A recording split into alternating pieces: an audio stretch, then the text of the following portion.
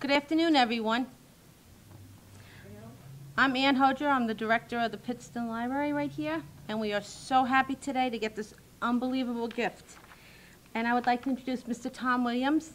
He's the Pennsylvania State Director of the U.S. Department of Agriculture and Rural Development. And he's been there for 2 years, and he oversees 40 different programs. Before that, he worked for Senator Kandrowski for 13 years. And before that, he owned local businesses, and he worked within community development in our general area. Mr. Tom Williams? Thank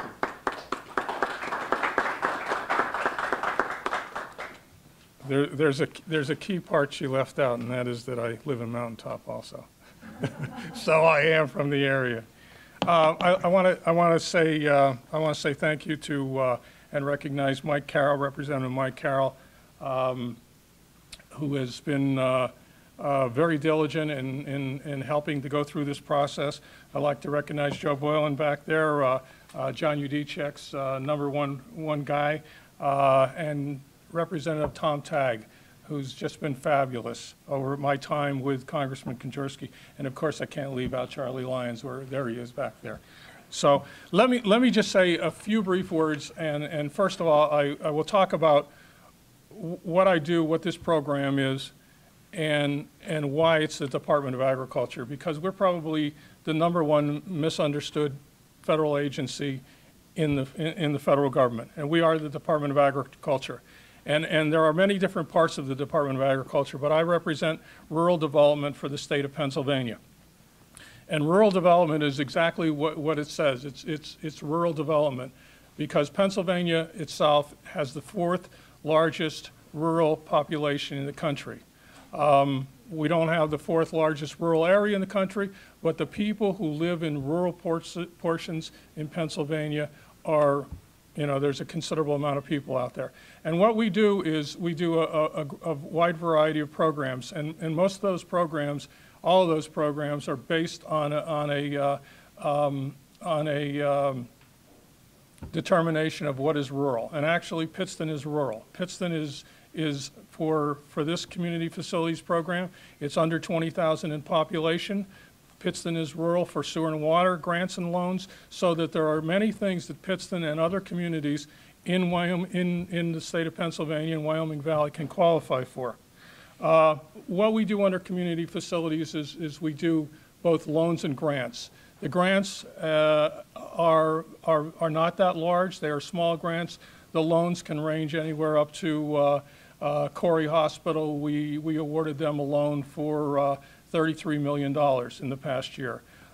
We do hospitals throughout the state of Pennsylvania.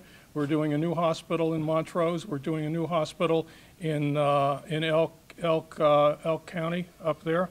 We're doing schools. We recently put a loan out for the LIU unit in Wyoming Valley. So with that being said, community facilities can be used for almost anything that is sponsored by a nonprofit organization. Now, I want to take this moment to introduce a person who I have a lot of admiration for. I met Bob Casey approximately 6 years ago when he started on his campaign for senator. And when I met Bob Casey back then, Senator Casey talked about basically 3 things. He talked about education, he talked about healthcare, and most of all, he talked about jobs. And healthcare and education create jobs. And as I listen to him today, and I see him today, Senator Casey talks about healthcare, he talks about education, and he talks about jobs. And that is what is so important in this area for us to increase our workforce and get us back on the right track. So with that being said, I am going to turn the podium over to Senator Casey. Thank you. Thanks so much. Thanks for your work. Well, thanks very much, Tom. I'm grateful not only for your words today and the news that you bring, but also the public service that you've provided to the United States by way of your work with Congressman Kandrowski, and now in the executive branch of the federal government. The only branch you haven't served in is the judicial branch, and you have to become a Supreme Court justice or a judge. So keep that in mind when you want to move to the next branch of government. But Ann, I want to thank you for your leadership and for all the members of either the board or volunteers or friends of this great library. I am really honored to be here today, and I know that those of us who are elected officials, like Mike Carroll and those who were public officials and could always come back, like Tom Tighe, I'll be asking about that later. You always hear that we say we're honored to be somewhere, and I know it often sounds a little trite, but this is one of those days when I really feel that, because I was just reflecting on my own life, not just recently, but throughout my life in Scranton. Times that I spent in libraries as a kid, and I wasn't there enough. Would have got better grades if I was there more often. But in all those years as a kid, and even now as an adult, I mean, anyone who works at the Albright Memorial Library downtown will tell you that I pop in there sometimes on a Saturday or a Sunday, and sometimes if I have a hat on, or I'm kind of in disguise a little bit, but I love going there, and it's a source of information and knowledge and inspiration, really. And I think for children especially, when I was growing up, but even more so today, libraries are a place of learning and enrichment, and I think also a place of tranquility in a world that can get pretty busy and sometimes pretty difficult for a child. A library like this becomes not just a place to read and to learn and to expand our brains, but also for children and for families a place of tranquility and peace. And what's that? Safety. You're right. Yep. And some real peace of mind. So for that reason, I'm particularly proud to be here today and to be part of this announcement. And Tom, I guess I want to make sure I announce this the exact dollar amount, but that this is a $48,000 community facility grant for the Pittston area Memorial Library. Did I get that right? That's correct.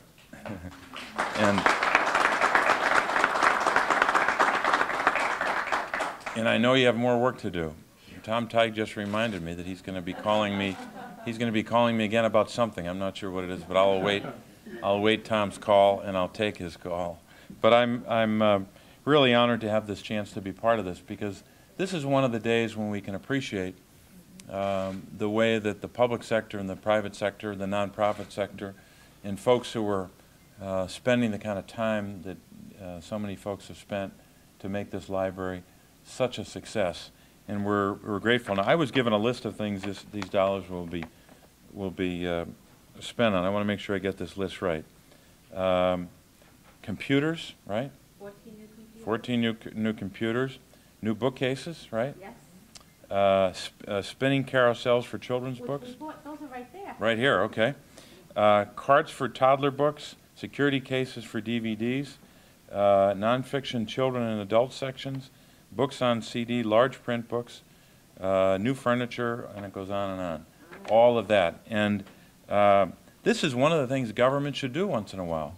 I know there's a lot of talk in Washington about where we have to cut back, and we do. We have to reduce spending.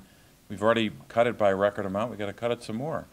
But there are places where we should be investing, because as Tom said, this really is the work done in a library, the opportunities that come from an enrichment that comes from a library really is the beginning of job creation.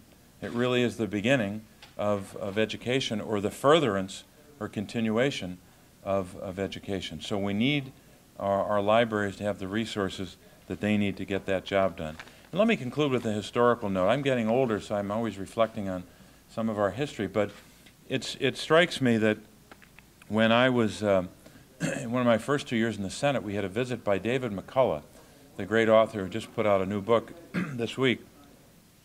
But on this particular visit, way back, I guess in 2007, I think it was, he was telling Democratic senators at a meeting, he said that in Washington, you'll remember that we have a Washington Monument, we have a Jefferson Memorial, but that guy in the middle, John Adams, doesn't have anything by way of a memorial in Washington. So a group of folks, gosh, 10, 15 years ago, came together to try to get, to begin to build some kind of a memorial or monument to John Adams. And here's what David McCullough said. Let me just read one line or two from his book. He wrote a book, of course, about John Adams, which most people know about. Many of you read it, but he talked about the fact that in part of his book that Thomas Jefferson, and of course they were bitter rivals, and then by the end of their life, friends. They started off as friends, then became rivals, and then friends at the end of their lives. But at one point, Thomas Jefferson, to pay his own debts, sold all of his books to the United States, to the Library of Congress. It says in the McCullough book, after a prolonged debate in Congress, a figure of $23,950 was agreed to in April of 1815. 10 wagons carrying 6,707 volumes, packed in pine cases, departed from Monticello, taking them to Washington for what would become the original Library of Congress. And here's the key line here in terms of John Adams's focus on books and libraries. When Adams learned what Jefferson had done to give those 6,707 books to the United States, he wrote, and I'm quoting here, "I envy you that immortal honor," unquote. He was really jealous that Adams had the chance to be remembered for giving books to the United States. It goes on to say that Adams's library numbered not 6,700 but 3,200 volumes, and goes on and on about how much he loved books.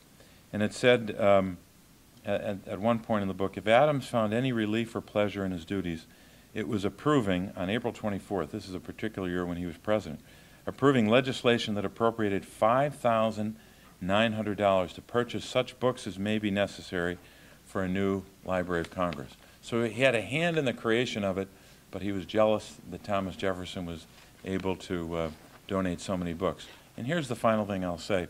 David McCullough said that that monument to John Adams should reflect what Adams thought was the ultimate on earth, in a sense. And it was this, and I don't have a quotation that says this, but David McCullough said that John Adams thought that the ultimate building or memorial to him would be a library surrounded by a garden. And I think there's some folks in this audience today who have that same love for libraries, that same love for learning. And if you ever need to build a bigger garden around it, we'll have to come back with some more help. Thanks, everybody.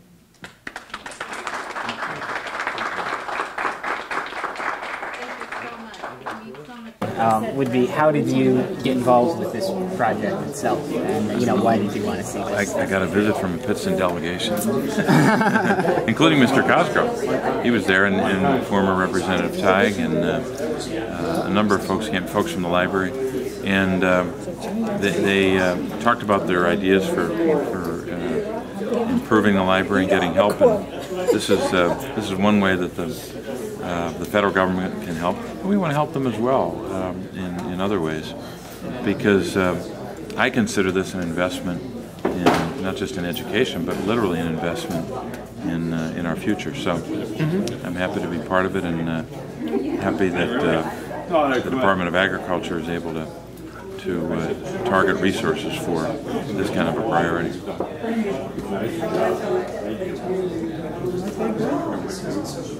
Okay, tell me, is Mr. Cosgrove still here? Donated all of his books and his papers, and gave us a grant, which has turned out to be, pretty much the starting spot for the expansion. Okay, this was our poor room. We've converted it to this, and we're doing all the cataloging. We're about 2/3 of the way done with all his books. So you're from the board as Yes. well? Okay, Yes. So tell me a little bit about the local match to this. I mean, how did you raise that $40,000? Just in a bunch of money that we've been saving over the years. That was in a capital account, this kind of stuff.